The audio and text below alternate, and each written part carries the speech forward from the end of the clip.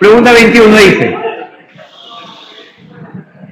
paciente de varón con lesión medular, quien tiene lesión de la vía dolorosa contralateral y parálisis motora ipsilateral y sensibilidad propioceptiva ipsilateral.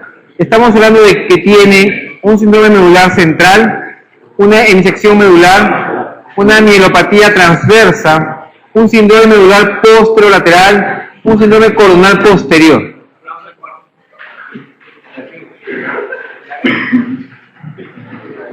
A ver, por acá mencionan que tiene hemisección medular, ¿por qué? Parece un Brown sequard.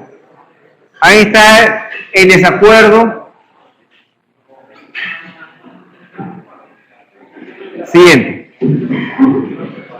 El Brown sequard, que es justamente lo que tiene este paciente, hay tres cosas. Pérdida de la sensibilidad dolorosa térmica contralateral, porque ahí es contralateral porque lo que está lastimado es la vía espinotalámica cruzada. El nivel sensorial está 1 o 2 segmentos por debajo del nivel lesional. Pérdida de la sensibilidad propioceptiva ipsilateral. Básicamente estamos hablando del cordón posterior de una zona.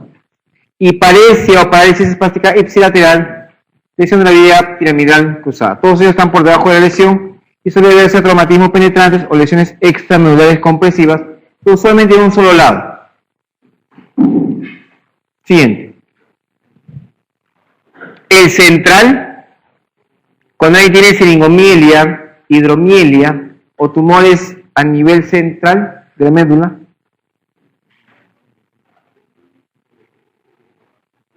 puede haber problemas con la sensibilidad dolorosa, con la sensibilidad térmica, puede haber quizás un déficit sensitivo.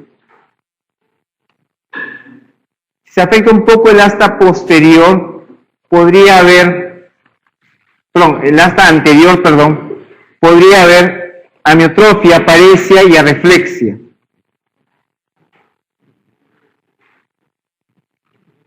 Puede haber a veces un síndrome de Horner, que vamos a ver ahora lo de síndrome de Horner, ptosis, anhidrosis. Siguiente. En las columnas posterolaterales de la médula, que se ve mucho en déficit de vitamina B12, puede haber mielopatía asociado al VIH-Sida, compresión medular extrínseca, tiene ataxia sensorial, pérdida de sensibilidad propioceptiva, conservación de la sensibilidad dolorosa y térmica, y podría haber espasticidad, hiperreflexia, etc. Siguiente. El cordonal posterior,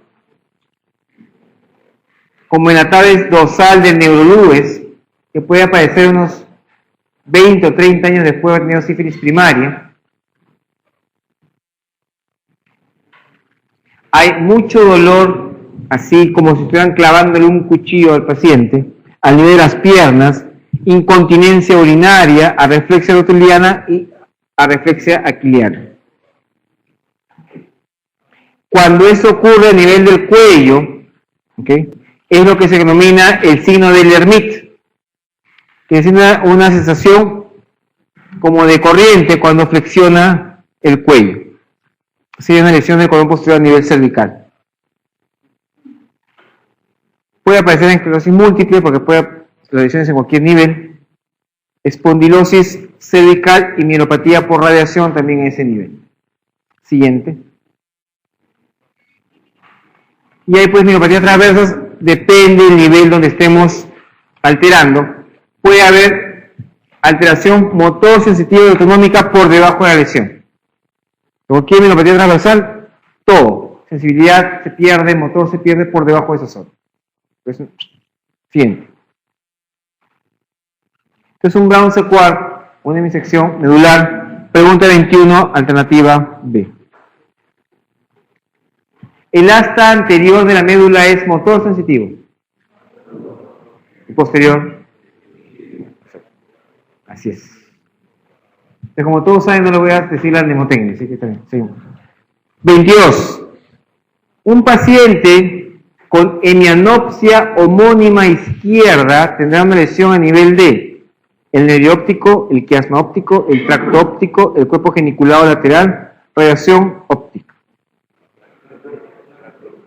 Siguiente, por favor. Entonces, acuérdense ustedes que tenemos a nivel de la vista todas las filas ópticas que llegan hasta la retina, que vemos ahí, y una retina nasal y una retina temporal, como vemos en la flechita, y la temporal ve hacia el lado nasal y la nasal ve hacia el lado temporal, ¿cierto? Entonces supongamos que hay una lesión, veamos la letra A, la lesión tiene un corte a nivel del nervio óptico de un lado. Entonces en ese lado, por ejemplo, ¿qué va a pasar? No voy a ver la parte nasal ni la parte temporal, en este caso del ojo derecho. Vemos ahí pues que el ojo derecho no hay nada. Si nos vamos a la letra B, justo en la letra B, ¿qué sería esta parte? El quiasma. Y en el quiasma óptico, que es la letra B, vamos a ver que va a bloquearse el lado nasal o la retina nasal del lado derecho. Por lo tanto, hay una hemianopsia. No vamos a ver la parte temporal del lado derecho y vamos a tener bloqueo de la retina nasal del lado izquierdo y por lo tanto temporal izquierdo no se va a ver tampoco. ¿Okay? Entonces en el lado, si yo hay en el lado de del quiasma yo bloqueo, tengo una hemianopsia, mitad del campo no voy a ver, heteromínima bitemporal, porque se ve en forma diferente. Si corto en el lado C, que sería una parte del tracto óptico, ahí se voy a ver una anopsia de un solo lado, ¿no es cierto? ¿Estamos bien ahí? En el lado de hemianopsia homónima, el lado D sería a nivel del tracto óptico. A nivel tracto óptico voy a cortar. En el caso de la letra D, este tracto está yendo hacia la visión nasal del lado derecho y la visión temporal del lado izquierdo. Sería una hemianopsia homónima izquierda. ¿Sí? Y conforme y el resto lo mismo. Entonces, ¿cuál es la que está en el examen? En el examen dice hemianopsia homónima izquierda, por ejemplo. Entonces podría ser la del lado, por ejemplo, en este caso que más cuadra, es la del tracto óptico. Siguiente, por favor. Tracto óptico. Muy bien, 22, letra C. 23. Acude a consultorio un paciente de 69 años por tener hipoestesia de la hemicara derecha, desviación de la mandíbula hacia ese lado, con debilidad para la masticación y abolición del reflejo corneal. ¿Qué par craneal está involucrado? El séptimo, el quinto, el cuarto, el octavo, el noveno. Siguiente, por favor. ¿Cómo dice acá el quinto? Estamos hablando del trigémino. Y justamente el trigémino que va a estar involucrado a este nivel tiene tres ramas, que es la oftálmica, la maxilar y la mandibular. Entonces ahí veo el hemicara ipsilateral del nervio afectado, puede haber hipoestesia de la hemicara ipsilateral igualito, desviación de la mandíbula hacia el lado enfermo, debilidad para masticación y evolución del reflejo corneal de esa zona. Lo más frecuente es infección por herpes zóster, esclerosis múltiple y la neuralgia idiopática. Muchas veces cuando alguien tiene compromiso del quinto, lo que hacemos damos antivirales. ¿Okay? Damos antivirales, damos aciclovir pensando en herpes, una buena posibilidad. Damos corticoides también, aunque algunos dicen que no está del todo demostrado, pues le damos igualito y viene o pasa después a rehabilitación. Con eso vamos a ayudar bastante al paciente y después mejora tranquilamente. ¿Okay? Ustedes le preguntan a las abuelitas qué le pasó, le dio el aire. Le dio el aire y por eso que la cara se quedó de esa manera. mucho aire. Entonces que sea la abuelita que saque a la persona por el otro lado para que se ponga parejito. Más aire que le dé. Siguiente. Hey. ¿Por qué no podría ser séptimo si la respuesta del reflejo corneal es séptimo y tiene un Ya. Y vamos a ver el séptimo, ya que pregunta ¿Quién? El séptimo usualmente inerva los músculos de la mímica facial, la lacrimal, submaxilar, sublingual y 2 tercios anterior de la lengua. Vamos a estar en esa zona. Y acá lo que tiene para lo que es el ojo es que tiene dificultad para cerrar el párpado del mismo lado. 1. Vamos a tener acá parálisis únicamente de la parte inferior de la hemicara contralateral. Vamos para el otro lado. La inervación de la parte inferior es contralateral, mientras que la inervación de la parte superior es bilateral y por tanto está preservada. Entonces ahí tienes una diferencia. Acá sí, como esto es contralateral, tendríamos alteración de la otra parte de la hemicara y esta no. Es una de las razones que está a un solo lado. La parálisis facial bilateral puede aparecer también en Guillain-Barré, en Lyme y sarcoidosis. Cuando tienes el compromiso del séptimo, usualmente es de la misma zona. El quinto es de la misma zona ipsilateral. Con el séptimo sí puedes tener un poquito de cosas mezcladas. Siguiente. Una pregunta. ¿Y por qué no el noveno? Bueno, el noveno se va a encargar de la parte, ve la faringe, ve el estilofaringio, la sensibilidad de la lengua, de la parte posterior de la orofaringe. Y vamos a tener con el noveno, o glosofaringio, disfagia, pérdida de sensibilidad del tercio posterior de la lengua, pérdida del reflejo faringio, dirección de la pared posterior hacia el lado sano, lo que se llama la cortina de Vernet, y es bien raro su lesión aislada de este nervio glosofaringio. Siguiente. Entonces sería quinto. Siguiente. 24. Mujer de 37 años acude a la emergencia del Hospital Nacional Cayetano Heredia por tener tosis, miosis y anhidrosis facial. El diagnóstico más probable es un síndrome de Horner, una pupila tónica de Addy, una pupila de Argyll-Robertson, una anisocoria esencial, un defecto pupilar aferente relativo. ¿Qué tiene? Horner. Siguiente. La anisocoria esencial ocurre hasta un 30% de la población normal, con una diferencia pupilar, como ven ahí, de 0.4 a 1. Esta anisocoria esencial hace que los dos ojos tengan el mismo reflejo a la luz. Tienen que chequear bien eso ustedes. En mi promoción una chica que tiene justamente esto, y era gracioso porque cuando hacíamos la parte de neuro, en las prácticas, era el ejemplo para hacer anisocoria y todas las cosas. Hay un defecto pupilar aferente relativo. Esto es una disminución de la respuesta de la pupila frente a un estímulo luminoso directo con una respuesta normal. Se estimula el ojo contralateral. O sea, al ojo le mandan la luz, reacciona, pero como que medio lento. Le mandan al otro ojo la reacción y la otra igualito. Siguiente. Es una lesión del nervio óptico ipsilateral. Y el Horner, usualmente la tríada de Horner es tosis, miosis y anhidrosis facial. Si es que la lesión es previa a la bifurcación carotidia, tenemos esta anhidrosis. Si la lesión es posterior a la bifurcación, no hay anhidrosis. ¿Sí? En teoría, la inervación de toda la parte de la pupila tiene varios segmentos. Entonces, en cualquier parte que se lastime, por decir así, esta inervación, tanto a nivel hipotalámico, en la parte del tronco encefálico, en la parte de C8 a T2, cualquier parte de esa zona que se pueda haber alterado, me puede causar este síndrome de Horner. Siguiente. O la anterior, por favor, la anterior.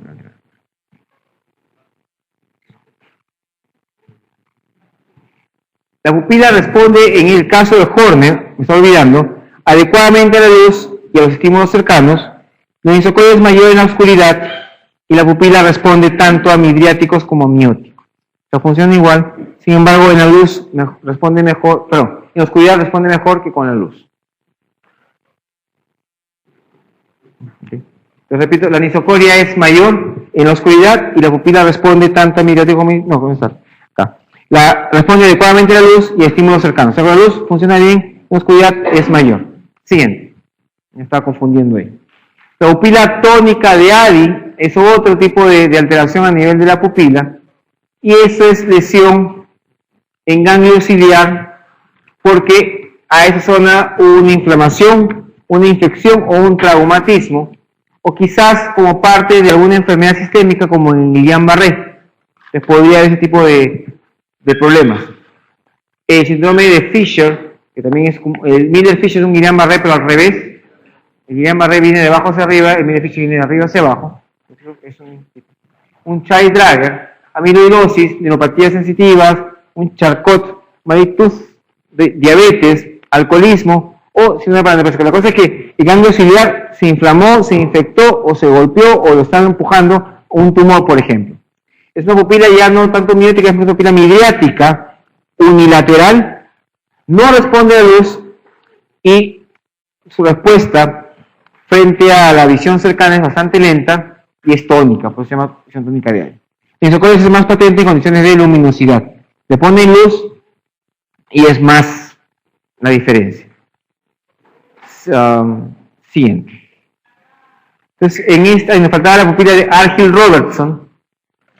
En esta, los dos son chiquitas las pupilas, irregulares, responden escasamente a la luz, pero conservan la acomodación para la visión cercana. A diferencia de la anterior, de la tónica de Addy, la tónica de Addy es la parte de visión cercana es más lenta, acá no hay ningún problema, y lo que sí, la diferencia una es la respuesta a la luz.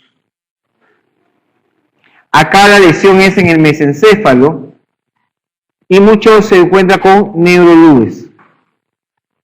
Otras causas, como ven ahí, diabetes, sarcoidosis, hidrocefalia, tumores, etcétera, también pueden causarlo. Siguiente, por favor. Es un Horner, para que se acuerden, ptosis, miosis y anhidrosis. Pregunta 24. 25. Paciente varón de 68 años acude por sospecha de un síndrome troncal. Algo le pasó en el tronco. Al examen se le encuentra parálisis de la mirada conjugada hacia arriba, pupilas dilatadas y la acomodación se encuentra conservada. Es un Weber, es un Clot, es un Benedict, es un Parinot, es un Horner. Horner ya no es. Estamos con 4. Siguiente, por favor.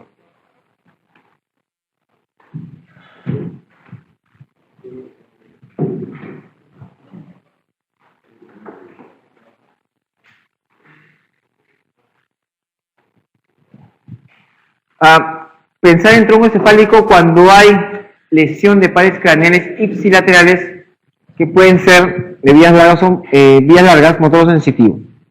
Los pares craneales nos dan el nivel de la lesión usualmente, y ya que tantos núcleos, vamos a dividir esto en algunas formas más prácticas. Siguiente. Entonces el Weber, un síndrome de Weber, es un síndrome anterior que afecta la vía piramidal, de parte motora, y tercer par craneal. Da hemiparesia contralateral, incluida la cara, y parece el tercer par del lado afectado, con la pupila dilatada. Este es un Weber. El Cloud se sitúa posterior al nivel del núcleo rojo, atravesado también por el tercer par, y parece el tercer par del lado lesional y ataxia contralateral. O sea, algo motor más compromiso de par craneal es una alteración troncal. Espera un segundito, pues. Entonces, en el lado está el tercer alterado, el de Cloud va más con ataxia, el Weber va más con hemiparesia.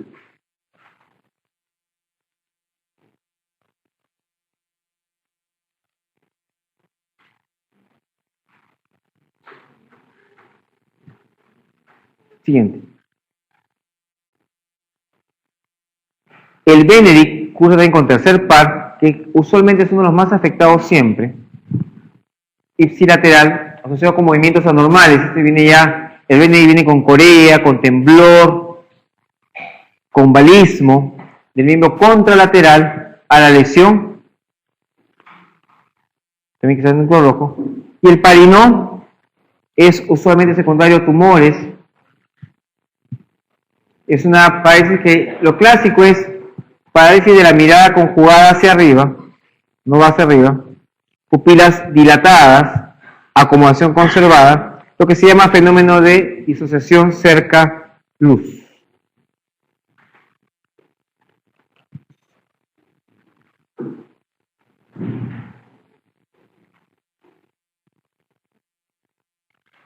El sexto par, que es el recto externo, también parecía que estuviera involucrado. Lo que hacen es movimientos oculares en el plano que muevan hacia un lado hacia otro, y el ojo que abduce puede moverse más lentamente que el abducente, o sea, el que obliga puede ir más lento que el otro que está funcionando. No me sale. Entonces, parinó parece mirada conjugada hacia arriba, pupilas dilatadas. Menos más dice acá en el examen. Y la acomodación está conservada.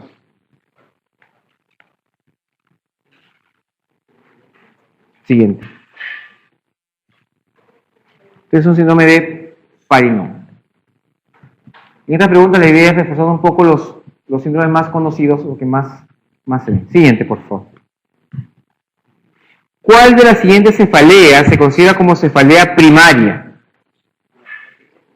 Una cefalea por abuso de analgésicos,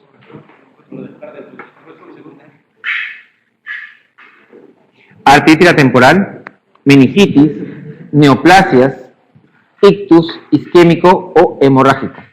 Entonces, sus compañeros acá mencionan que puede ser la letra A. Y el método para hacer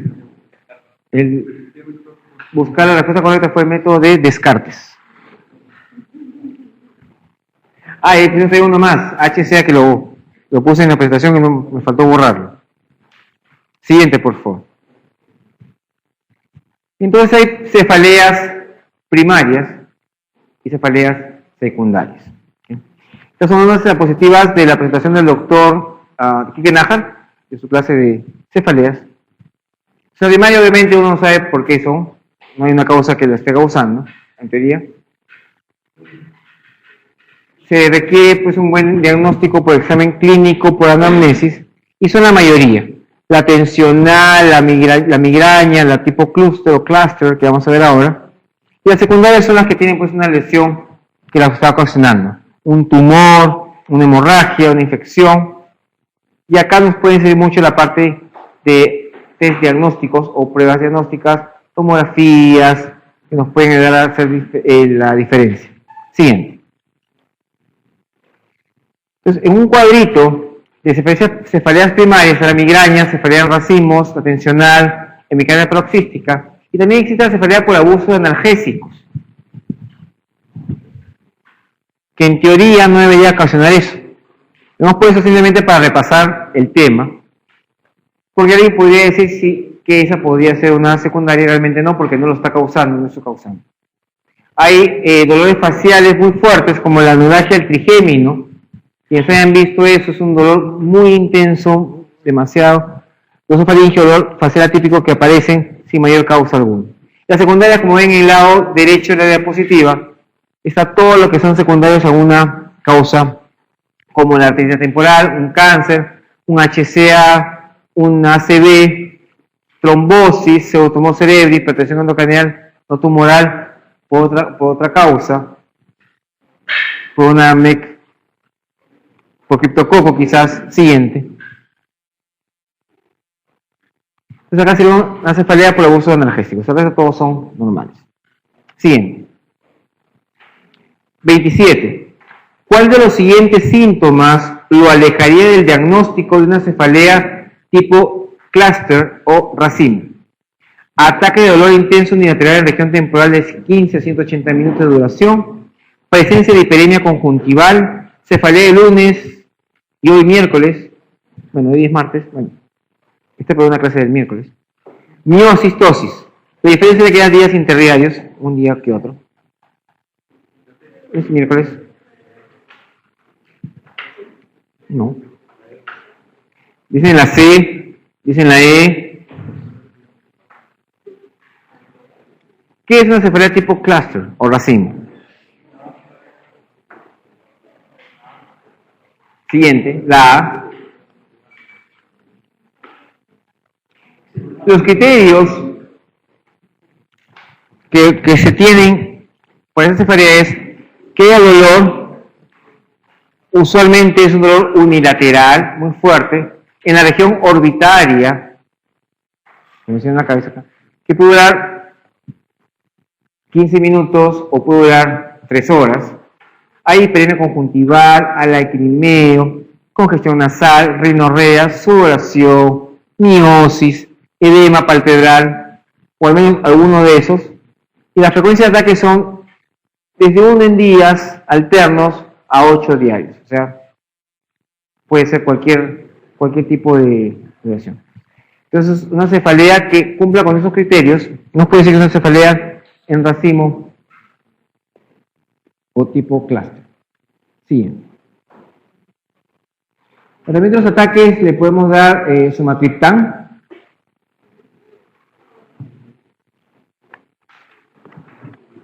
Para cada ataque.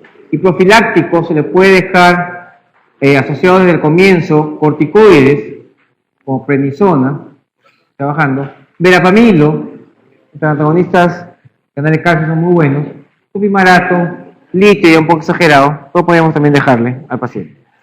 Siguiente, ya para cosas muy feas.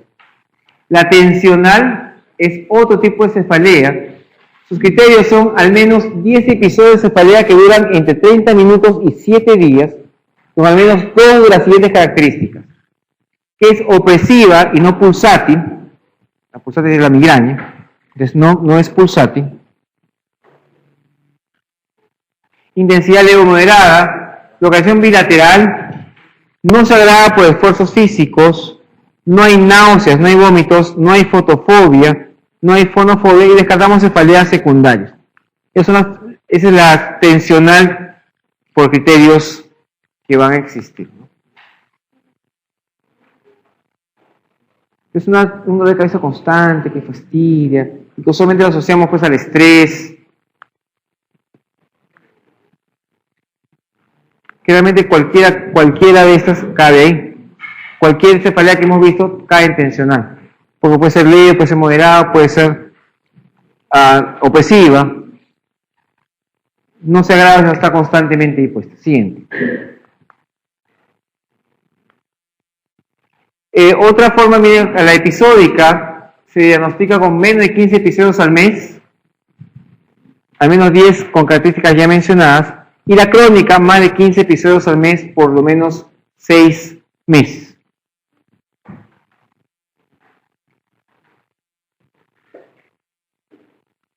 La migraña puede transformarse en cefalea tensional, se menciona, relacionada con la ansiedad, y el abuso de analgésicos puede empeorarla. Hemos visto que es una cefalea por uso de medicamentos. Siguiente.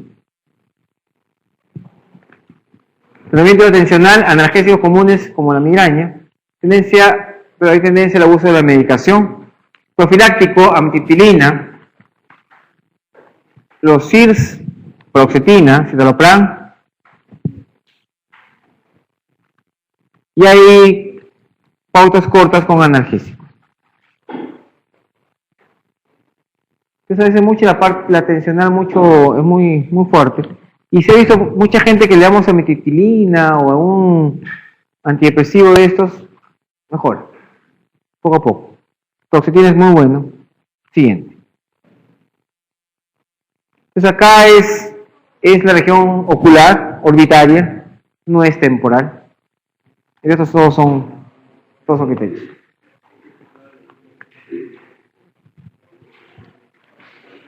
Exactamente. No leyeron bien. 28. Esta clase, chicos, ya está colgada en el DVD por si acaso. Acude paciente mujer de 48 años a la emergencia del Hospital Nacional Cayetano Heredia luego de haber sido atropellada. Al examen neurológico se constata que está inconsciente, corresponde a la estimulación vigorosa. Esta señora está alerta, está somnolienta, está estuporosa, está en coma, está en estado vegetativo. Estuporosa. Siguiente. Anterior, ahí nomás. Anterior. ¿Por qué está estuporosa?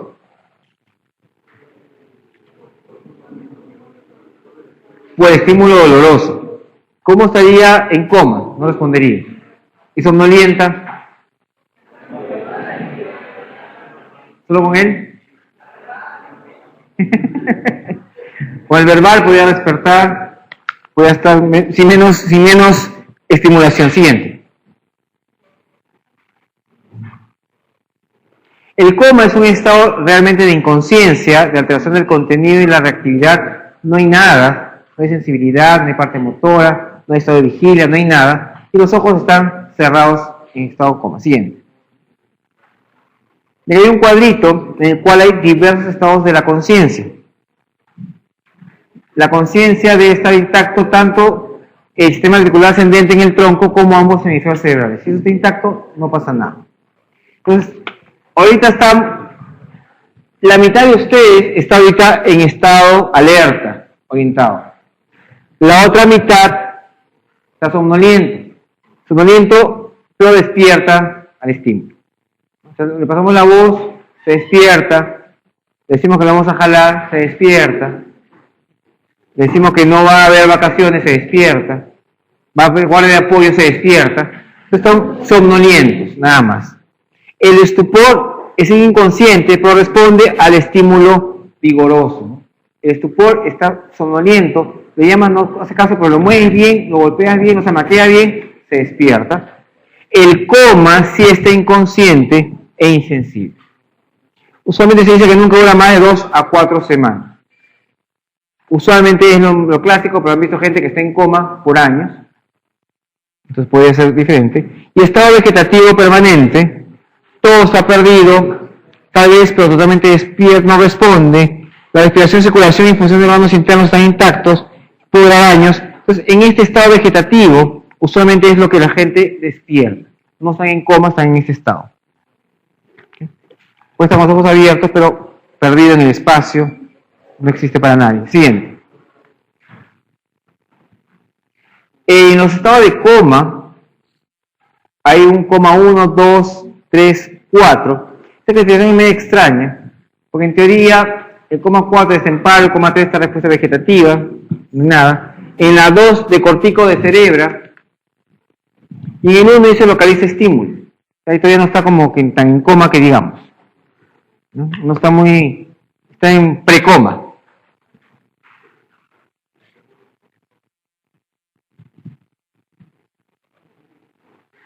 No entendí, Chancay, ¿cuál es la pregunta?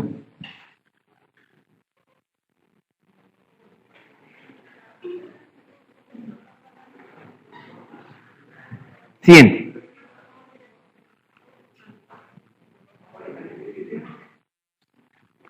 Es una buena pregunta porque en teoría no está en coma. Es un paciente que ya debe estar entrando en coma, debe estar todavía soporoso, ya en estado de coma.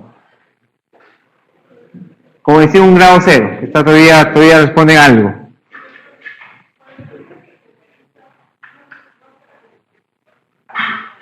Claro, o sea, no es como cuando uno, exactamente, no está en estado que como que mueve algo sin ponerse consciente, sin entrar en el estado de conciencia. Exactamente. Muy buena la acotación. Puede moverse, pero no está localizado, no está despierto el paciente, que es la idea, como que no está despierto ni con los ojos abiertos. Su estado de conciencia no está abolido. Es como una especie de reflejo nada más. La parte de la fisiopatología del coma, hemos dicho que hay o lesión en los hemisferios o lesión en el sistema reticular ascendente, ¿no? Una parte que una lesión en una de esas partes puede haber entrado en el estado de coma. Hay grandes causas, son 3 grandes causas, que está el stroke, el trauma y las drogas. Siguiente. Entonces vemos ahí, el sistema de articulación está por acá, se puede haber alteración en este nivel, puede haber coma, o alteración de la corteza cerebral, también puede ser que esté en coma el paciente. Siguiente.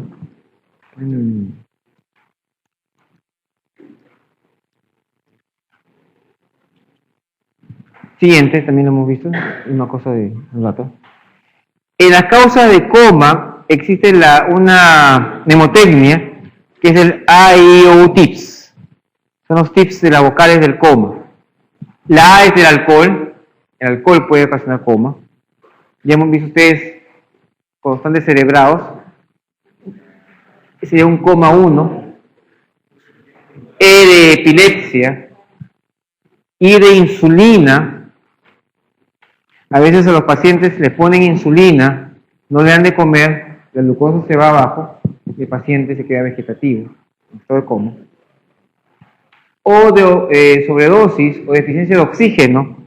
Si le ponemos también 100% a alguien oxígeno que no necesite, también va a haber radiaciones radicales libres y vamos a lograr todo el sistema nervioso central.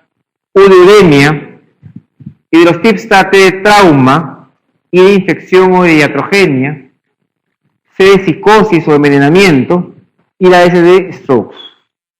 Y hay más de 424 causas de coma.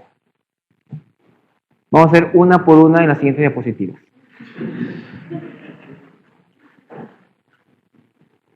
Siguiente, por favor. Bueno, los traumas que ustedes van a ver mayormente, que la gente que entra en coma son gente después que lo atropelló el carro, se abrió el cerebro, se expuso masa encefálica, o hubo un balazo, entró, se metió y atacó pues todo el sistema articular central, se metió y bloqueó todo, cortes, todo ese tipo, hemorragias, intracraneal, hemorragias de todo tipo, strokes químicos, puede haber, en cuanto a la púrpura se refiere, que puede haber pues una baja de plaquetas, sangrados en todo ese nivel. Malaria cerebral, la malaria cerebral causada principalmente por Plasmodium falciparum, es quien causa el estado de coma y el estado justamente de alteración del sensorio de estos pacientes, y por lo cual se mueren. Y tumores, cualquier tipo de tumor a esos niveles. Siguiente. ¿Qué medicamentos, benzodiazepinas, a dosis altas, puede causar barbitúricos, opioides, Michael Jackson, ¿sí? Antidepresivos también, infecciones, lo que más se va a ver son meningitis, encefalitis. Cuando ustedes ven, por ejemplo, MEC-TB, no han visto mucho ustedes MEC-TB que se compliquen acá en el hospital en el sentido de tener complicaciones agudas y que entran los pacientes cada vez se ponen peor. Nosotros hemos visto gente que en la mañana está tomando desayuno tranquilo, con su TB pues guardada hace 1000 años, en la tarde estaba medio somnoliento y anoche en coma profundo. Entonces, una meningitis puede dar este tipo de alteraciones. Y menciono TB porque TB es una enfermedad que cuando da MEC no se deteriora el paciente poquito a poco. O sea, puede estar bien, cada vez menos. Podría ser así. En TB no. En TB está perfecto y de repente ustedes conversan con él a las 8 y a las 9 está intubado. O sea, el deterioro puede ser progresivo o puede ser de golpe, que es lo más frecuente que hemos visto. Parte diabética, parte de hipotiroidismos, causas metabólicas, hipohipernatremia, todo esto implica que no son tratados. Tóxicos con CO2, con alcohol, sobredosis de paracetamol, hipotermia, hipertermia, deficiencia de tiamina, deficiencia de niacina, que no se ve por suerte a tanto nivel. En alcohólicos sí se está viendo la parte de deficiencia de niacina, de tiamina, pero en alcohólicos crónicos que no comen y que se dedican solamente a tomar. Siguiente.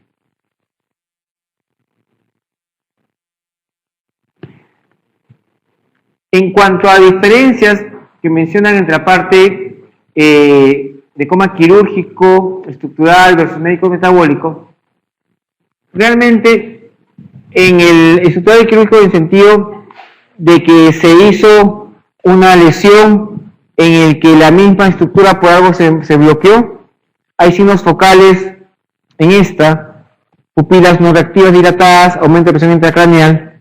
En la parte médico de metabólico, el metabólico implica por, qué sé yo, mucha insulina, por ejemplo, las pupilas están reactivas, no hay focalización, la pica está normal, a diferencia del médico.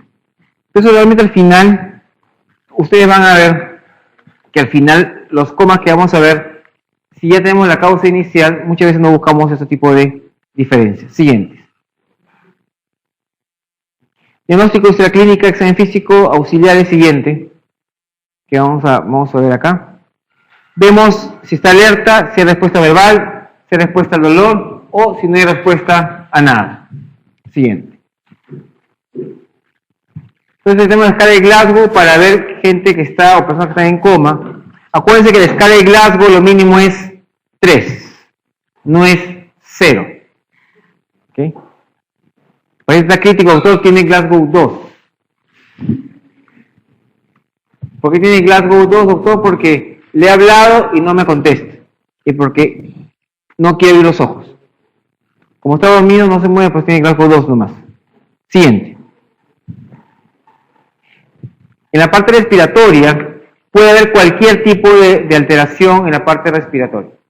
Puede estar en coma, pero quizás no tenemos una alteración a nivel troncal muy severa, entonces puede estar respirando normalmente, puede ser chain strokes, puede hiperventilar, como vimos un rato, homogéneamente, o las apneústicas que respiran, se mantienen y bajan.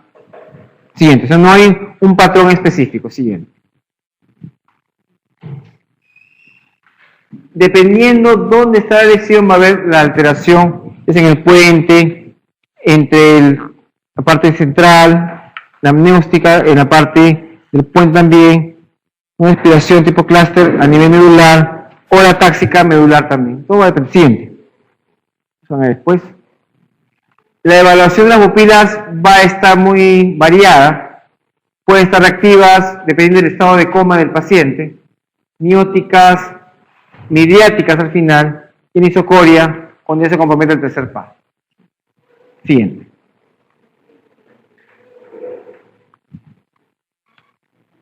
Es la alteración a nivel de, esta es la parte de la respiración, las zonas que están alteradas, y la parte de las pupilas, en las zonas también alteradas.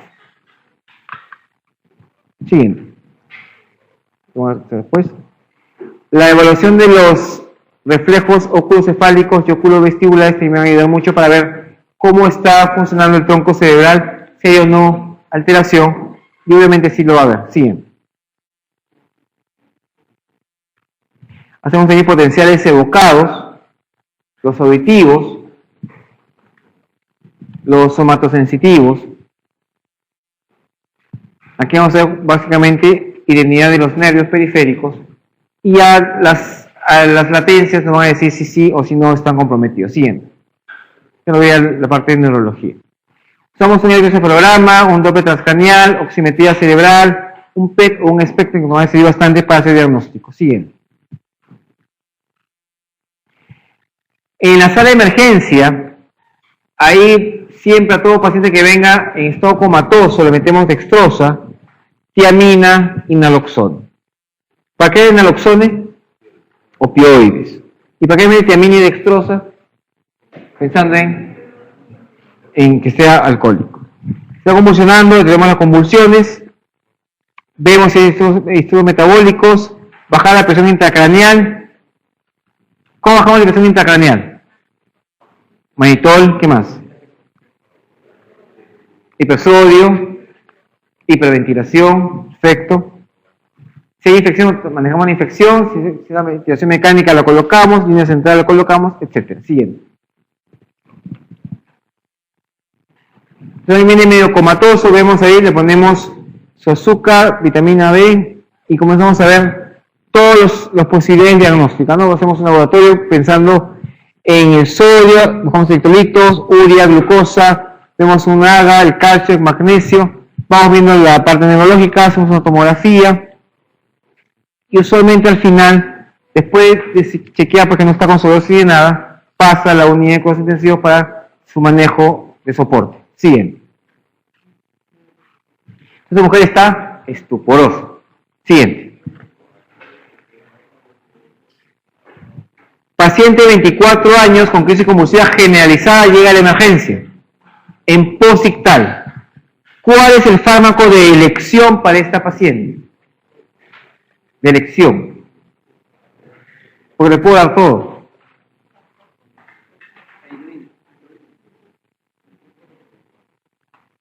Ácido valproico, carbamazepina, oxcarbazepina, fenitoína, lamotrigina. Fosfenitoína no está en las respuestas. Siguiente.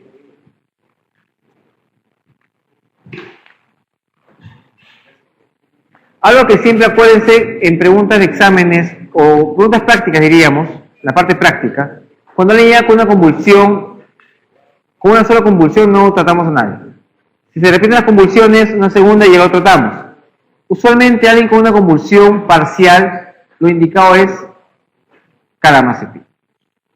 Y una convulsión generalizada, usualmente damos fenitoína. Vamos a ver cuál es lo idealmente indicado en nuestros pacientes. Entonces, primeramente hay que ver qué tipo de crisis es, para ver qué le vamos a dar. Y las personas con epilepsia de reciente inicio deben tratarse con un solo medicamento. A veces se meten 2 o 3 de frente para mejorar la crisis, y eso no es la idea. Porque después de 2 o 3, ninguno llega a rangos y ninguno funciona. O sea, no es que yo le pongo 100 de fenitoína cada 8 y le meto pues carbamazepina 200 cada 12, ya pues tiene 2, debe funcionar algo. Si ninguno llega a rangos, no sirve ponerle incluso 2. Siguiente.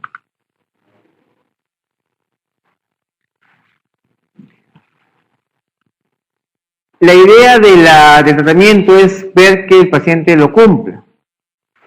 Van a ver que una de las tantas drogas que se deja de utilizar, igual como los antihipertensivos, igual como los hipoglucemiantes, son los anticonvulsivos. Entonces la gente deja de convulsionar un buen tiempo y deja las pastillas. O sea, no la deja poco a poco, sino la deja de golpe. Entonces, ahí vienen nuevamente los ataques convulsivos. Siguiente. En las parciales puedo dar carbamazepina, oxcarbazepina, ácido valproico, topimarato, lamotrigina y fenitoína. Toma cualquiera de todas estas. Uno escoge mucho carbamazepina. Otra alternativa buena sería ácido valproico, para evitar menos efectos secundarios que el resto. Siguiente. Para las generalizadas, lo que se recomienda como nueva elección es el ácido valproico. También, de segunda línea, carbamazepina, oxcarbazepina y fenitoína. Entonces acá sí, la idea de esta pregunta es para ver la otra posibilidad diagnóstica. Vamos a fenitoína solo en generalizadas primarias, que no sean mioclónicas. Entonces habría como que medio especificar la pregunta. Lamotrigina y topimarato. Siguiente. La respuesta a la pregunta de esta hemos considerado esta actualización y es ácido valproico.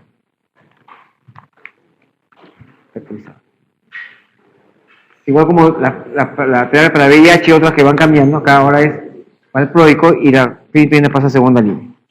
Pero no ha recuperado conciencia, Porque ahí dice cuál es el fármaco de elección para el paciente. Dice acá, ya está en posictal, espérate que se despierte. Ah, le pongo sonda. Sí. No, si viene en estatus, lo que debe hacer es manejar el estatus. De azepam. Claro. Después puede dejarle cualquiera, sí, claro.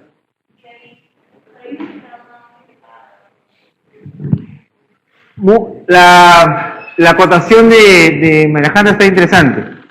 Si viene en estatus, la idea manejamos el estatus. Pero la idea es que después del tratamiento podrías ahí quizás darle fenitoína. Por dosis carga, porque fue más aparatoso, porque fue más feo el cuadro inicial, podría ser. La pregunta ahí no sería, ¿le podríamos dar ese? Sí podemos darle, pero sin embargo la otra nos sirve más por el cuadro tan aparatoso que fue de inicio. No te lo descarta. Es como una terapia secundaria. Siguiente. Para que alguien tenga el diagnóstico de demencia, debe tener las siguientes características. Sin embargo, una de ellas no es correcta. ¿Cuál de estas no corresponde mucho a un diagnóstico de demencia? Presencia de trastorno de memoria, es congénito, interfiere con la vida social, unas funciones cognitivas también se alteran, interfieren en las labores del individuo. ¿Cuál no es? Siguiente, por favor. El 20 a 30. El DSM-4 define síndrome demencial como aquellos caracterizados por trastorno de memoria y déficit al menos de otra función. Y esa función cognitiva como la praxia, lenguaje, gnosia, calculia, una de esas cosas que nos va a ayudar en la parte cognitiva. O sea, se va a afectar un poco más, aparte de memoria, la parte de funciones mayores.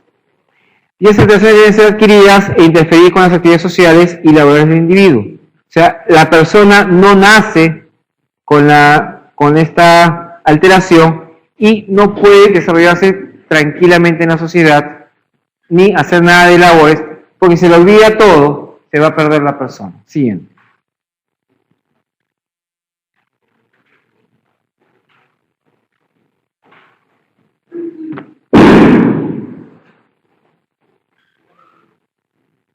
Se requiere por lo menos 3 áreas cognitivas para poder hacer una diferencia de unas demencias medias específicas, como decir, una sola alteración,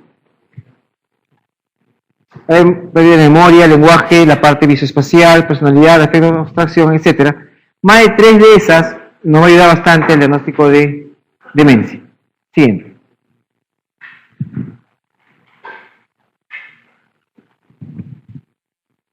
La demencia tipo Alzheimer, que la que vamos a ver ahora, que es la más frecuente que existe de todas ellas. Tenemos ahí otra demencia que vamos a estudiar hace un rato. Hay síndromes parkinsonianos con demencia, enfermedad de Huntington por priones, demencias metabólicas, tóxicas, etc. Hay varias causas de demencia que vamos a ver ahora. Siguiente. La demencia tipo Alzheimer es una demencia cortical, igual como la demencia frontotemporal. Ambas son las que más vamos a ver. La Alzheimer es más frecuente en las demencias y las subcorticales tienen síndromes extrapiramidales y vamos a sacar muchas de ellas. Esclerosis múltiple, la Vince-Wagner, que vamos a ver ahora también, que es una demencia vascular importante. Siguiente. Hay combinadas que tengan un poco de cada cosa. Entonces, por ejemplo, en sífilis me da una demencia cortical y subcortical, la demencia por priones, la enfermedad de Creutzfeldt-Jacobs también, las enfermedades tóxico-metabólicas también van a dar tanto demencia cortical como subcortical, la postraumática, posanóxica o neoplasia, porque se van a afectar muchas cosas. Siguiente.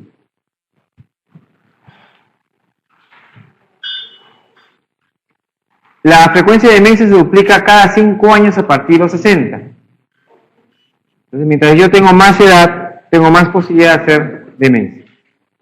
Pues ahorita en nuestra edad no hacemos demencia. Pareciera, pero no es demencia. Siguiente.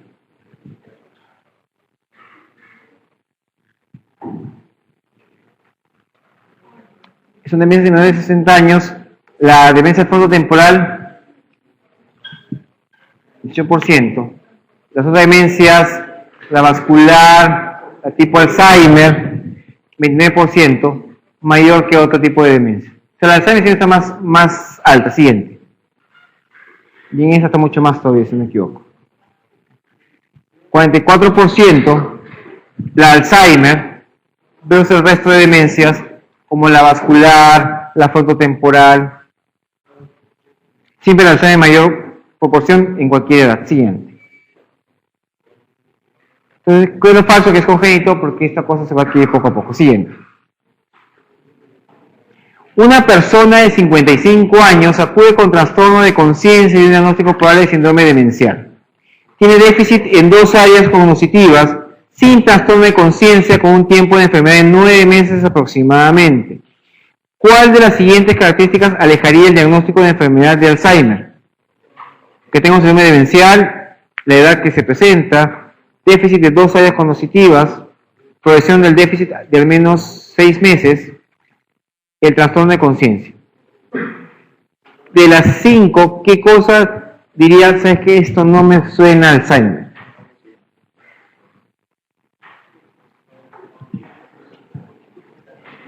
La conciencia. Siguiente. Para el diagnóstico de Alzheimer, es un síndrome demencial probable, comienza entre los 40 y 90 años, déficit de 1 o más áreas cognitivas, progresión de al menos 6 meses, no hay trastorno de conciencia en Alzheimer, y ausencia obviamente de otra patología que puede explicar la clínica. Siguiente.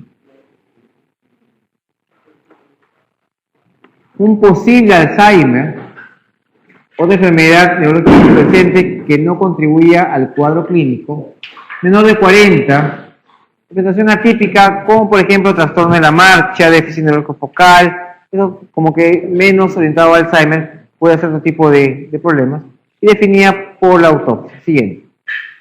Entonces, este paciente, trastorno de conciencia, no está en Alzheimer, y eso vemos en la parte de anatomía patológica, presencia de placas neuríticas, más ovillos neofibrilares, que eso se ve en la patología. Siguiente. Ya se lo van a leer después. Todo lo que son ese tipo de que se encuentra en las anatomías patológicas de los pacientes con Alzheimer. Siguiente. Siguiente. Siguiente. Siguiente. Siguiente. Entonces, la parte de trastorno de conciencia es justamente lo que no se ve en Alzheimer. Está descrito. Siguiente. Pregunta 32.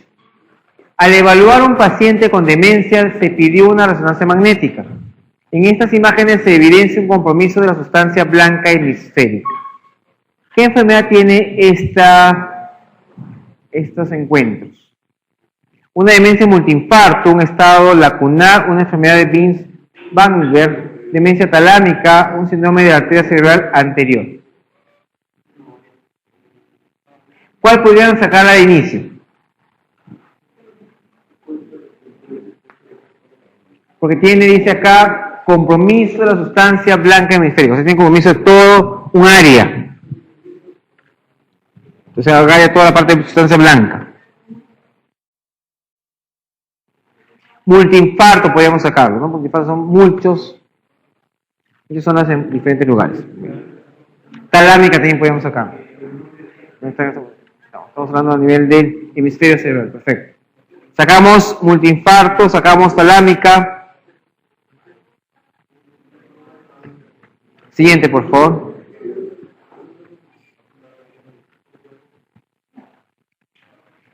¿A qué se refieren cuando hablan de, por ejemplo, demencia vascular?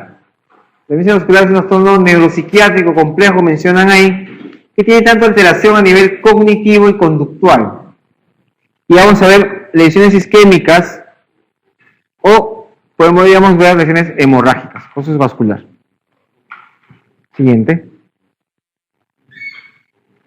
Esta demencia vascular causa 15-70% de los trastornos cognitivos, tanto en la parte, se ha visto en la parte clínico-patológica, y la segunda causa de demencia. Está seguido del Alzheimer, vascular es lo segundo que vamos a encontrar. Siguiente. Ahí están los criterios de diagnóstico de demencia vascular. En la definida, clínicos probables, manifestación anatomopatológica de la lesión isquémica o hemorrágica, que descarta otro tipo de demencia. Y van a ver las probables y las posibles. Siguiente.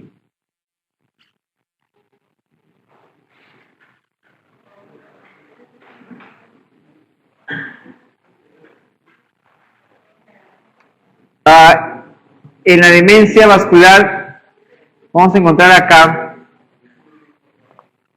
que 90% de pacientes con demencia vascular tienen este tipo de alteraciones, donde hay una demencia tipo Alzheimer más enfermedad cerebrovascular. Siguiente. Los criterios que están ahí tienen mucha sensibilidad, mucha especificidad. La demencia vascular ya hasta lo mismo hace el siguiente. Vemos que hace un ratito. Siguiente. Es lo mismo hace un rato, solamente más explicadito. Y obviamente el trastorno de la conducta de la persona va a ser dónde se afectó, cuánto se afectó, qué vaso fue afectado, el tiempo de tradición y de evaluación para ver qué tanto está mal nuestro paciente. Siguiente. Y las formas clínicas de la demencia son varias. Todo lo que hemos visto ahí: multiinfarto, lacunar, Wagner, talámica, cerebral anterior, vascular cortical. Más que nada en la cerebral anterior, también nos va a estar bien involucrado. Siguiente. Son más. A ver, la multiinfarto compromete tanto zona cortical como subcortical, porque la multiinfarto obviamente son varios infartitos que han habido en los pacientes. ¿Quiénes hace mucho demencia multiinfarto? Gente con hipertensión arterial. La gente con hipertensión arterial puede hacer tipo de demencias.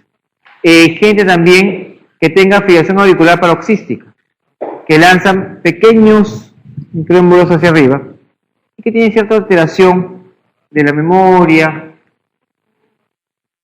El lacunar usualmente es en ganglios basales, en el tálamo, sustancia blanca subcortical.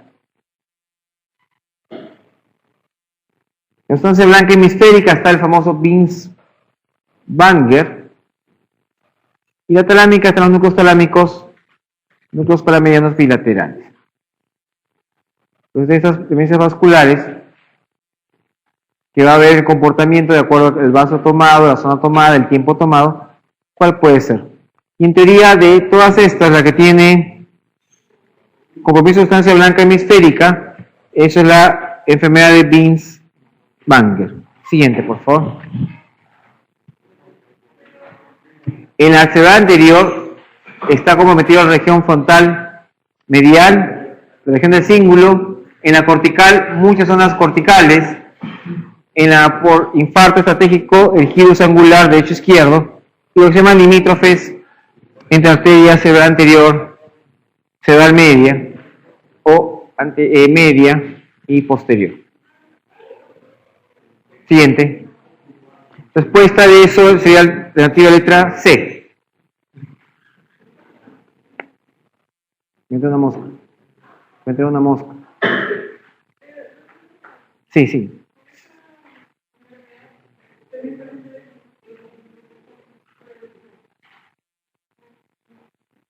El Binswanger. Claro, por eso que se afecta a esa zona.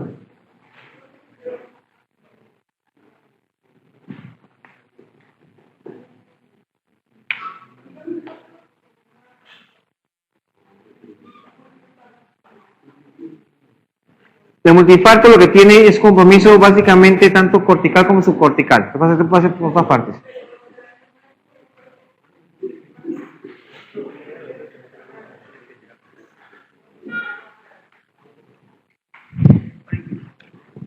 No entendí, perdón.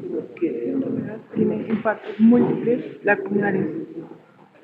En la zona blanca. Ajá. Sí. Pero acá no estamos hablando de un solo infarto.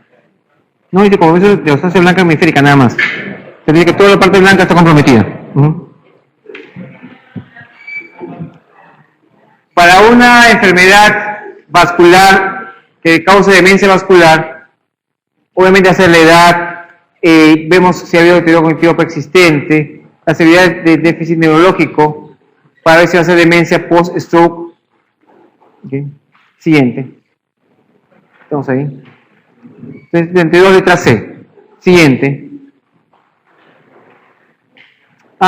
Un poco para ver lo de la demencia por cuerpos de Lewy. Los criterios son que haya comenzado entre los 50 y 90 años, que tenga un tiempo de enfermedad hasta de 10 años, es un 20-30% de los casos de demencia, y un factor de riesgo es que tenga APO de 4. Siguiente.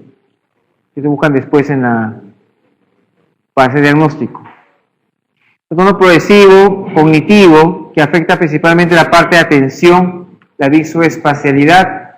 La gente con cuerpo de Lewy puede ver alucinaciones, puede tener síndrome parkinsoniano, puede ser inicialmente como una demencia, luego desarrollar algo que parece un Parkinson y luego tener un parkinsoniano ya definido.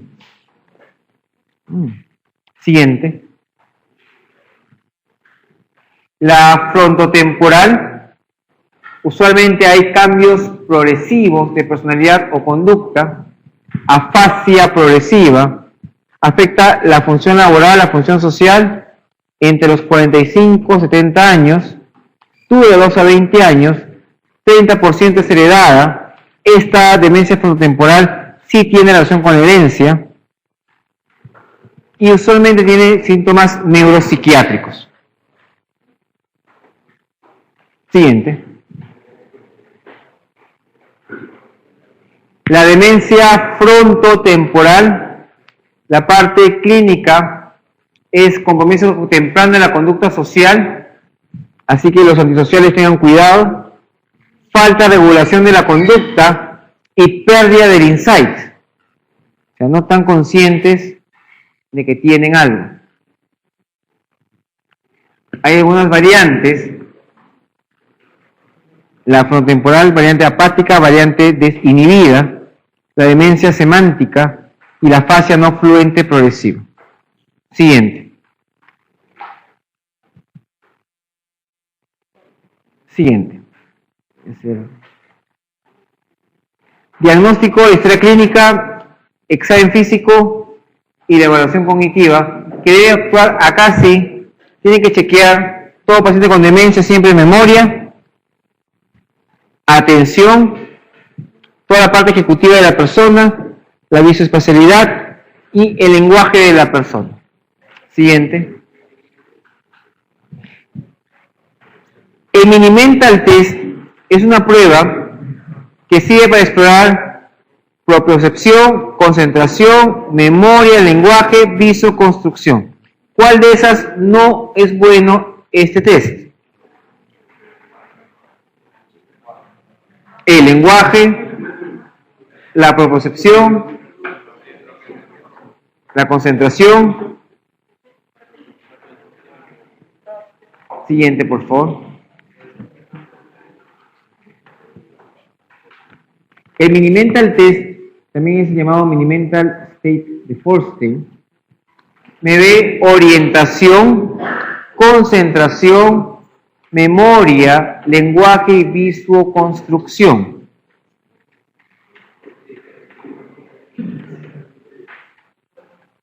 Este Mini-Mental Test tiene una puntuación más o menos de 30 puntos.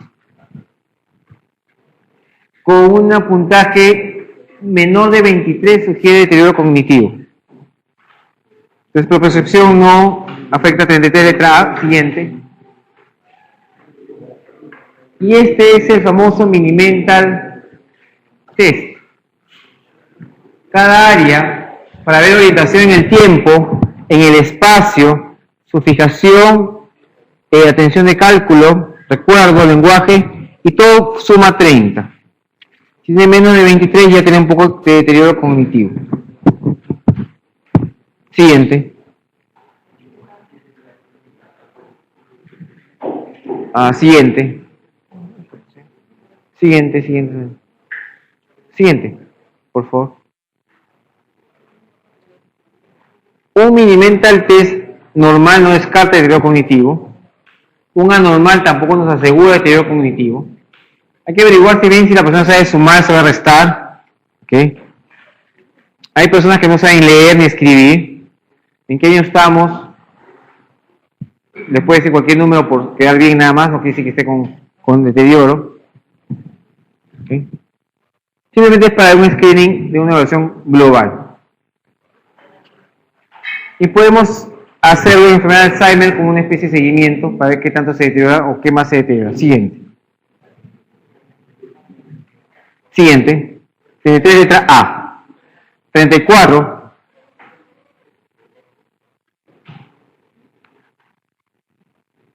Podemos usar también para demencia, seguimos con la demencia acá, neuroimágenes, tomografía, resonancia. Siguiente.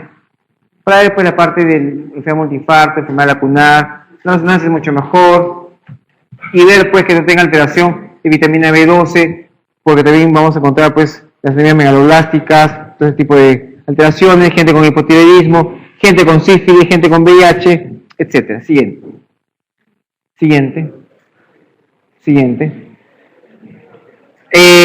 Más parte neurológica, todo lo que ven ustedes ahí va a ser dependiente de lo que encontremos en la parte clínica.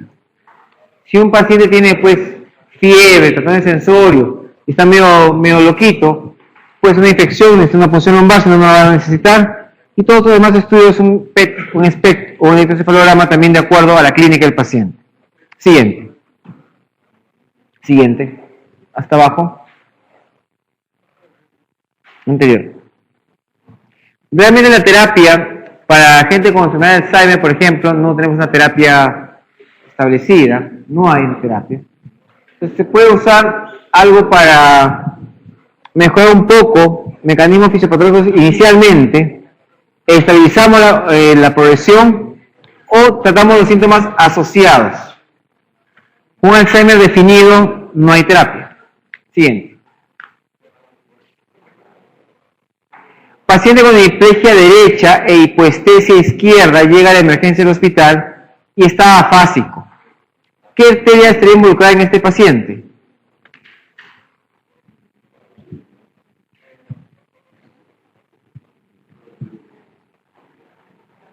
La carótida, cerebral anterior, cerebral media, cerebral posterior, cerebelar. Siguiente.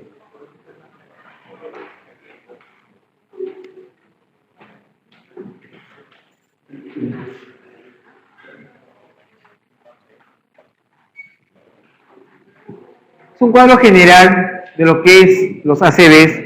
Sí le hemos dicho que 80% es isquémico, 20% hemorrágico. Es un cuadrito donde dice 75% isquémico, 25% hemorrágico, misma cosa. De la parte isquémica, la mayor parte, a veces no la vamos a encontrar, pero vamos a encontrar porque en la parte isquémica, el embolismo, de lo que nosotros vamos a ver, 15%, lacunar 20%, trombosis cerebral 10% y un 25% que nunca encontramos la causa vez. ¿Cuál fue? El hemorrágico, hemorragia cerebral, hemorragia subaracnoidea, en la misma proporción. Siguiente. Esta pregunta básicamente, porque la van a encontrar en todos los exámenes, la carótida que va pues de abajo hasta toda la parte, va a llegar hacia arriba, la parte cerebral, me da cuadro clínico de arteria cerebral media y anterior, porque la voy a irrigar de una u otra manera, hemiplegia directa, hemihipoestesia contralateral, afasia de la zona dominante, a veces hemianopsia, si hay arteria oftálmica involucrada, además ceguera monocular. Entonces es una alteración en la carótida. Siguiente. En la cerebral anterior hay paresia contralateral, más pierna que brazo, déficit sensitivo contralateral, desviación ocular hacia el lado de la lesión, incontinencia, bradiquinesia, mutismo, kinesia, bulia. Siguiente. Ahí está todo el cerebro. Siguiente. En la media está todo lo que es el área motora, está la parte del área de Broca, hay zonas de la zona parietal, hay el área sensitiva de Wernicke, etcétera. Siguiente. Esa es usualmente la que más se va a afectar en las lesiones de ACVs cuando están ACVs isquémicos. Y hay hemiplegia contralateral, déficit sensitivo contralateral, pero en la cerebral media hay más brazo que pierna, a diferencia de cerebral anterior que más pierna que brazo. Cerebral anterior más pierna que brazo, cerebral media más brazo que pierna. Siguiente. Siguiente. Siguiente. Son fotos que ustedes van a ver después. Siguiente. Pero ahí nomás, un segundo. Anterior, por favor. Todo lo que hemos sacado usualmente en el hospital, casi todo cerebral medio. Cerebral medio va toda esta parte que está acá. Usualmente lo que siempre vemos en el hospital, 90% cerebral medio lo que hemos sacado. Está más que se siente. La posterior va a zonas visuales, zona del tálamo, puede haber hemianopsia homónima contralateral, cuadrantopsias. Como está la parte visual, nos va a ayudar bastante ese pequeño dato para poder ver o pensar un poco más en la parte posterior. Siguiente. En las zonas profundas, usualmente la alteración de conciencia, la aparece en la mirada vertical, oftalmoplegia, hemiplegia alterna mesencefálica, eso nos va a ayudar mucho a la parte que es profundo, y la parte de la zona o de los movimientos extrapiramidales, el balismo, la coreoretosis, hemiataxia también nos va a ayudar bastante, que es algo profundo, el ACV. Siguiente.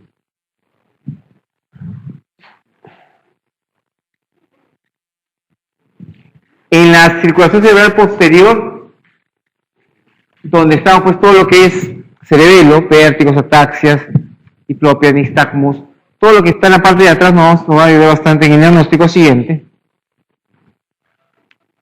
Esta acá es calótida.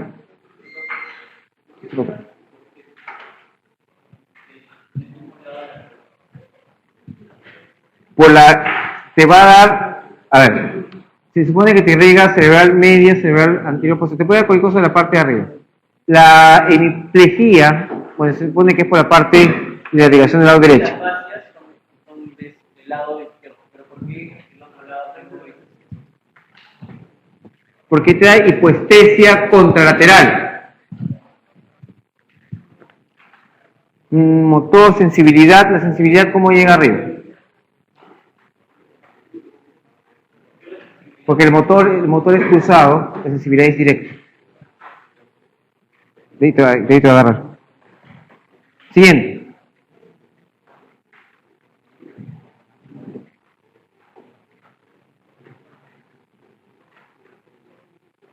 ¿Cuál de los siguientes tumores tiene menos tasa de convulsiones? Ganglioglioma. Un ganglioglioma lo vemos todos los días a cada rato. Metástasis. Linfoma primario del sistema nervioso central. Meningioma. Astocitoma de bajo grado. Siguiente. Vamos a ver un cuadro que hemos puesto de Lancet. Y de todos, que menos hace convulsión es el linfoma primario del sistema nervioso central.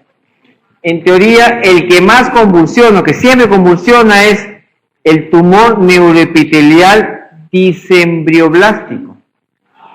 Quien tenga eso va a convulsionar sí o sí. ¿Okay? Si reciben un paciente de Chancay, Huaral o de Oxapampa con un tumor neuroepitelial disembrioblástico, hay que ponerle anticonvulsivantes de entrada.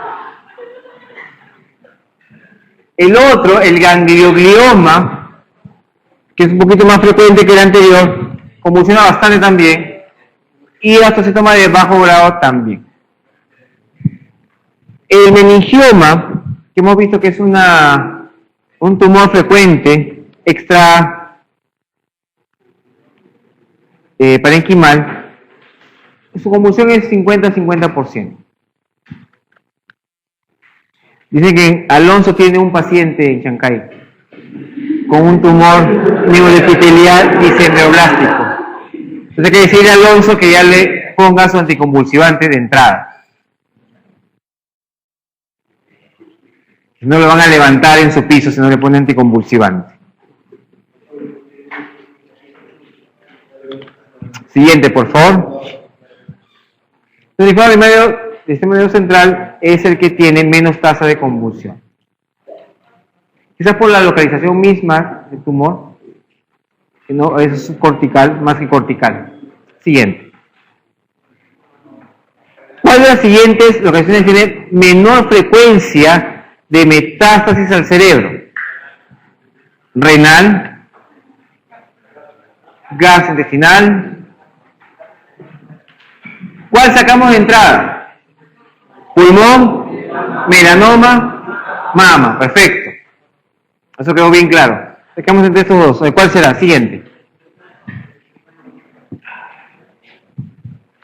Los dos, como usted menciona, renal y gastrointestinal, ambos tienen menos probabilidad de metástasis, ¿ok?, al cerebro. Y de los dos, el que menos tiene es gastrointestinal, según esta revisión de Sawaya en el 2001.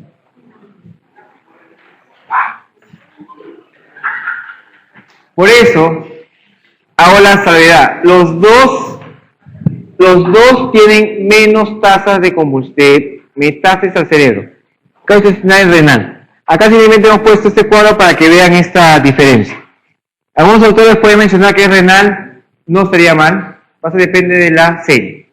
Para nosotros, la intención de esta pregunta es simplemente que sepan que estos dos tienen menos tasas de metastasiadas al cerebro. Siguiente. Para esta pregunta se usó esta tabla, sería gastrointestinal. Si alguien piensa en renal, no está mal, dependiendo de las leyes que ustedes ya vieron, ya se les quedó en la cabeza que esos tres primeros van al cerebro sí o sí, y estos dos, ambos, según las series, la mayoría de series menciona gastrointestinal más que renal, que no va arriba. Siguiente. Los tumores intracraneales más frecuentes en el adulto es. Siguiente. Y hemos dicho que es metástasis. Okay. Siguiente, por favor. Hay un montón de tumores. Siguiente. Siguiente. Van a chequear, chicos, los tumores gliales, que son los tumores más frecuentes que vamos a encontrar. Aparte, sacando la metástasis, los tumores gliales son los más frecuentes en este tipo de localización. Sí, pon el anterior, por favor.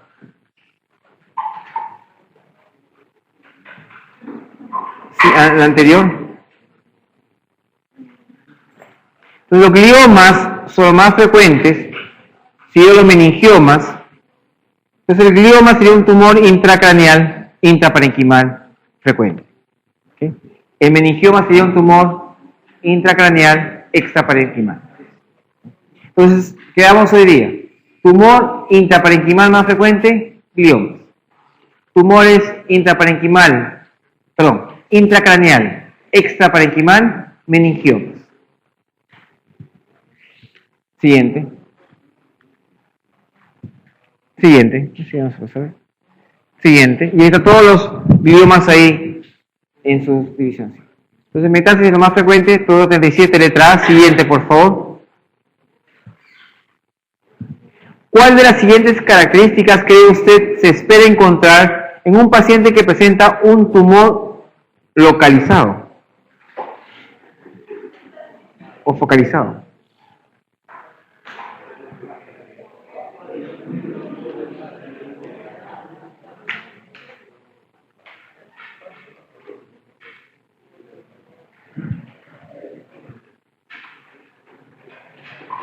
A ver, ¿es un tumor focalizado en un lugar o localizado en un lugar? Misma cosa. Afasia, claro, porque el resto son cosas generales. Perfecto. Siguiente, por favor. Es un cuadrito, ya que a mucha gente le gusta el up to date. El up to date. Okay. Para los generalizados, tumores generalizados usualmente dan dolores de cabeza, convulsiones, náuseas, vómitos, todo más generalizado, depresión del estado de conciencia, difusión neurocognitiva, y más focalizado como que no es tan, me puede dar varias alteraciones, pero no tan estrepitoso, tan escandaloso como los generalizados. Siguiente, de la afasia casi tengo yo como respuesta, 38 letra E.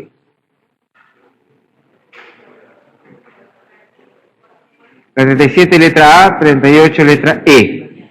Siguiente, por favor. Paciente varón de 42 años con cefalea. El paciente está preocupado de que no tenga un tumor en la cabeza. Ahora que ustedes van a salir a ser médicos, van a llegar pacientes con cefalea y van a querer una tomografía. ¿Okay? Pues todo el mundo, como tiene seguro, todo el mundo quiere una tomografía. Pues el seguro no quiere pagar la tomografía a nadie. Y ustedes mandan por mandar, a quien le van a cobrar la tomografía es a ustedes. Entonces, ¿cuál de las siguientes características le sugeriría que el señor tenga un dolor de cabeza por un tumor? Que sea predominio vespertino, que varía con la posición, nunca despierta al paciente, que no presenta hipertensión endocraniana o dolor ocular. A ver, pregunta 36 de gastrointestinal, pregunta 37 A, metástasis, pregunta 38 E, afasia, y la pregunta 39 estamos viendo, ¿cuál de las 5 características ustedes dirían? Sí, le voy a tomar una tomografía porque esa cefalea me suena que puede tener un tumor. ¿Cuál le sugiere esto? Que varía con la posición. Veamos, a ver, ¿entienden? Siguiente, por favor.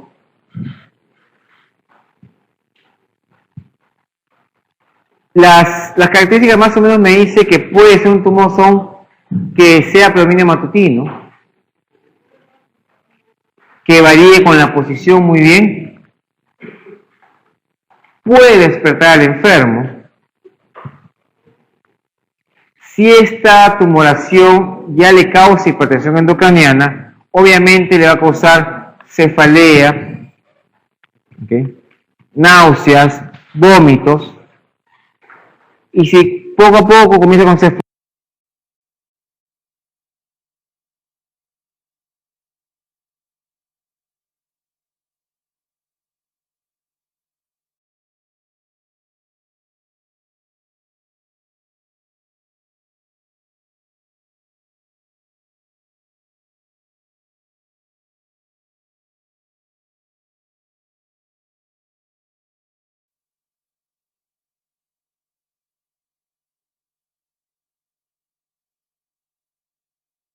suena que puede tener un tumor. ¿Cuál le sugiere esto? Que varía con la posición. Veamos, a ver, ¿entienden? Siguiente, por favor.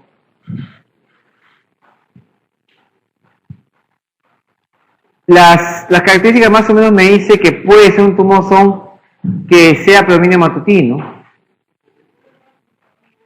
que varíe con la posición muy bien, puede despertar al enfermo. Si esta tumoración ya le causa hipertensión endocraniana, obviamente le va a causar cefalea, ¿okay?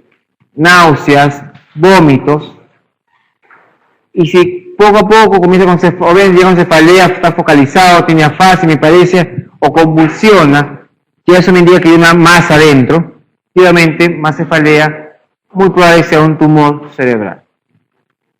Si yo tengo una tumoración tipo quiste de neocercosis, no me da esas características. Usualmente no da dolor de cabeza, de frente comienza con su convulsión. Lo más clásico. Siguiente, por favor.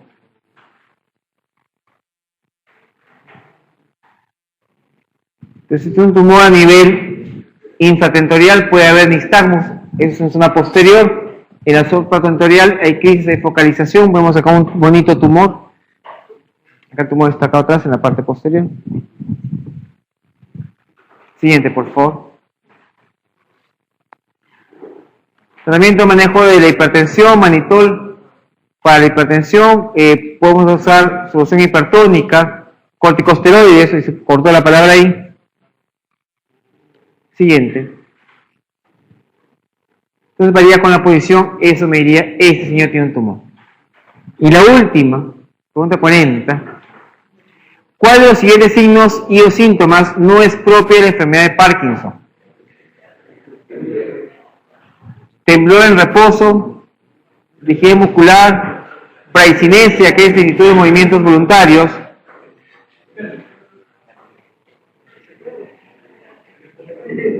pérdida. Siguiente. Me faltó la palabrita. Siguiente. Sí. Siguiente, por favor. Pérdida de reflejos posturales. Sí, parece que la máquina se comió la segunda parte. Entonces, en el Parkinson yo tengo temblor en reposo, rigidez muscular, y el diagnóstico tengo que hacer por lo menos 2 de los 4. Bradicinesia y pérdida de reflejos posturales. La 39 es letra B de varía con la posición. El temblor en reposo está presente en 85% de los casos de Parkinson. Acuérdense que existe una cosa que se llama el temblor esencial. Muchos adultos mayores pueden estar con su temblorcito, ponen la mano en una parte y se bloquea. En cambio el Parkinson se pone la mano y sigue con el temblorcito, sigue con el temblor. Ese temblor es por otra cosa. Es esencial. Siguiente. Ahí lo que no tiene es